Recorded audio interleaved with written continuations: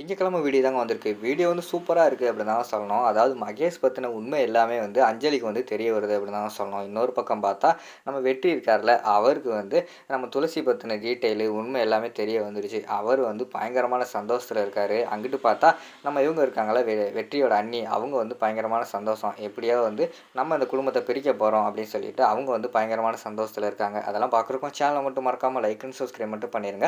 First எடுத்த உடனேயுமே வந்து கல்யாணமெல்லாம் முடிஞ்சுச்சுல, சரி வாங்க வீட்டுக்கு போவோம் அப்படின்னு சொல்லிட்டு மகேஷ் வீட்டுக்கு வந்து அனுப்பி வைக்கிறாங்க எல்லாருமே சேர்ந்து. நம்ம இவங்கள அஞ்சலிய எல்லாருமே வந்து அழுதுகிட்டே இருக்காங்க.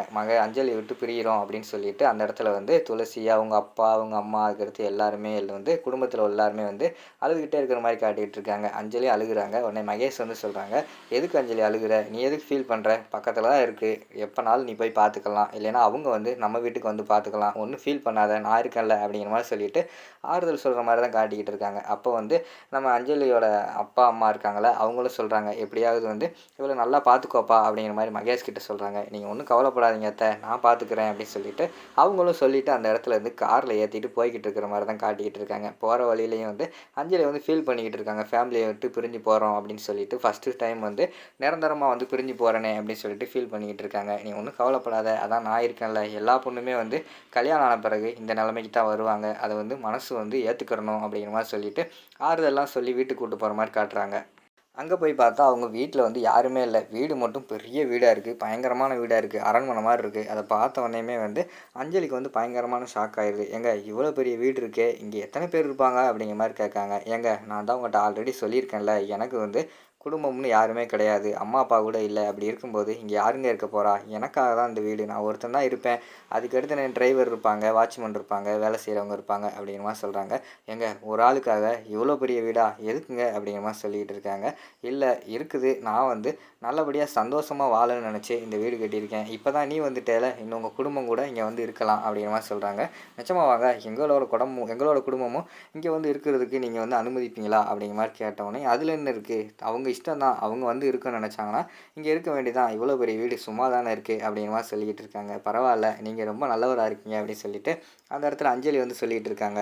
சரி ஒரு நிமிஷம் இரு அப்படின்னு சொல்லிட்டு மகேஷே உள்ளே போகிறாங்க. மகேஷ் வந்து அஞ்சலிக்கு வந்து ஆரத்தி எடுக்கிற மாதிரி தான் காட்டுறாங்க. ஆரத்தியெல்லாம் எடுத்துக்கிட்டு இருக்காங்க. "ஏங்க இந்த வேலையெல்லாம் நீங்கள் பண்ணிக்கிட்டு இருக்கீங்க?" அப்படிங்கிற மாதிரி சொல்கிறாங்க. "ஏங்க இந்த வீட்டில் நான் ஒரு ஆள் தான் இருக்கேன். உங்களுக்கு புதுசாக அந்த வீட்டுக்கு வரீங்க. உங்களை வந்து முறைப்படி வந்து வீட்டுக்குள்ளே கூட்டு போகிறது நான் தானே எல்லாம் பண்ணி ஆகணும்." அப்படின்னு சொல்லிட்டு வீட்டுக்குள்ளே தான் கூட்டு போகிற மாதிரி காட்டுறாங்க. வீட்டுக்குள்ளே போன உடனேயுமே வந்து அங்கே அஞ்சலிக்கு வந்து பயங்கரமான சந்தோஷம். இவ்வளோ பெரிய வீடாக இருக்கே அப்படின்னு சொல்லிட்டு அவங்க பார்த்து அந்த இடத்துல வந்து சந்தோஷப்பட்டுக்கிட்டு இருக்கிற மாதிரி தான் காட்டிக்கிட்டு இருக்காங்க. "ஏங்க இவ்வளோ பெரிய வீட்டில் நீங்கள் ஒரு ஆள் மட்டும் இருந்தீங்கன்னா தனிமையா இருக்குமே! ஒரு மாதிரி வெறுக்கு வெறுக்குன்னு இருக்குமே!" அப்படிங்கிற மாரி சொல்லிக்கிட்டு இருக்காங்க. "பழகிருச்சுங்க எனக்கு. என்ன பண்றது? நான் வந்து சின்ன வயசுலேருந்தே இப்படியே இருந்து பழகிட்டேன். இதனால என்ன இருக்கு? இனிமே தான் நீங்க வந்துட்டீங்கல்ல, இனிமே நம்ம 2 பேரும் இந்த வீட்ல இருக்க போறோம். உங்களுக்கு துணையா நான் இருக்க போறேன். எனக்கு துணையா நீங்க இருக்க போறீங்க. அப்படி இருக்கும்போது, இனிமே வந்து நம்ம சந்தோஷமா தான் இருக்க போறோம்." அப்படின்னு சொல்லிட்டு, அந்த இடத்துல அவங்க 2 பேரும் பேசிக்கிட்டு இருக்கிற மாரி தான் காட்டுறாங்க. அப்படியே இங்கிட்டு வெற்றிய காட்டுறாங்க. அவரு பார்த்தா பயங்கரமான கவலையில இருக்காரு. என்னடா இது! நம்ம ஆசையா ஒரு பொண்ணு மேல வந்து லவ் பண்ணோம். கடைசியில பார்த்துக்கிட்டோம்னா, அந்த பொண்ணு கல்யாணம் முடிஞ்சு ஒரு பெரிய குழந்தையோட இருக்கிறத நெனச்சா இவ்வளோ கவலையா இருக்கு. நான் தான் அவசரப்பட்டனோ அப்படின்னு நெனச்சு அந்த இடத்துல ரொம்ப ஃபீல் பண்ணிக்கிட்டு இருக்காங்க. அந்த நேரத்துல வந்து வெற்றியோட ஃப்ரெண்டு வந்து கால் பண்றாங்க. "என்ன தல ஒரு ஃபோன் இல்ல, ஒண்ணும் இல்ல. நாங்களும் கால் பண்ணோம். கட் பண்ணிட்டீங்க. அங்க போனீங்க. லவ்வர பார்த்தீங்களா? என்ன? எப்ப தான் ட்ரீட் குடுக்க போறீங்க?" அப்படி இப்படின்னு சொல்லிக்கிட்டு இருக்காங்க. வெற்றி வந்து திட்டி விட்டுர்றாரு. "டேய் நானே வந்து பயங்கரமான கோவத்துல இருக்கேன். என்னைய டிஸ்டர்ப் பண்ணாதீங்கடா. ஃபோன வைங்கடா." அப்படின்னு சொல்லிட்டு அந்த இடத்துல ஃபோன வச்சுர்றாங்க.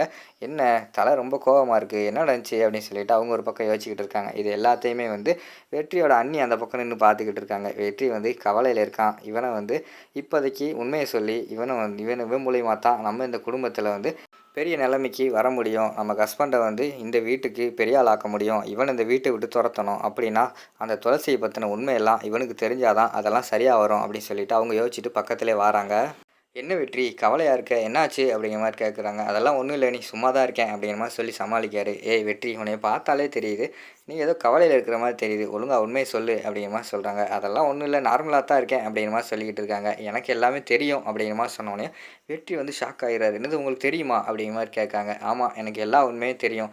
நீ வந்து அங்க கல்யாணத்துல அந்த துளசின்னு ஒரு பொண்ண பார்த்து லவ் பண்ண கரெக்ட்டு தானே? இப்ப அந்த பொண்ணுக்கே ஒரு பொண்ணு இருக்குன்னு தெரிஞ்சு ரொம்ப கவலையில இருக்க." அப்படிங்கிற மாரி சொல்றாங்க. "ஆமா நீ எப்படி கரெக்ட்டா சொல்றீங்க?" அப்படிங்கிற மாரி சொன்னோனே, "நான் தான் உன்னைய அங்க பார்த்தேன்ல. இங்க பாரு நீ நினைக்கிறதெல்லாம் தப்பு சரியா? அந்த பொண்ணுக்கு கல்யாணமே ஆகல. அந்த பொண்ணுக்கு பொண்ணும் கிடையாது. அந்த பொண்ணு வந்து கல்யாணம் பண்ணுறதுக்கு ஒரு பையனோட நிச்சயதார்த்தம் பண்ணாங்க. அந்த அவரோட பொண்ணு தான் இது. அவர் வந்து ஆக்சிடென்ட்ல இறந்துட்டாரு. சரியா? நீ அத நினச்சு எதுவுமே ஃபீல் பண்ணாத.